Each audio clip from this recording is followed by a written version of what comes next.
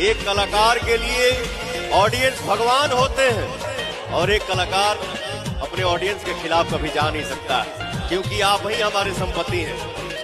Love you all.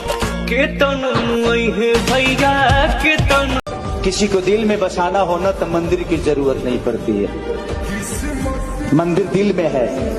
हम इंसान को पूजेंगे तो इंसान के अंदर ही भगवान होता है, भगवान किसी ने देखा नहीं। इसीलिए जो आस पास में है उन्हीं को अपना बना के चलिए, उन्हीं के अंदर भगवान मिलेगा आपको।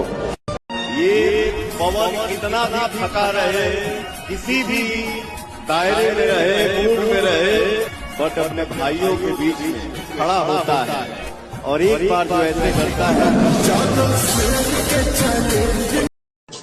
अपने आप से मोहब्बत मत करिए, आप ऐसा काम करिए कि दुनिया आपसे मोहब्बत करे।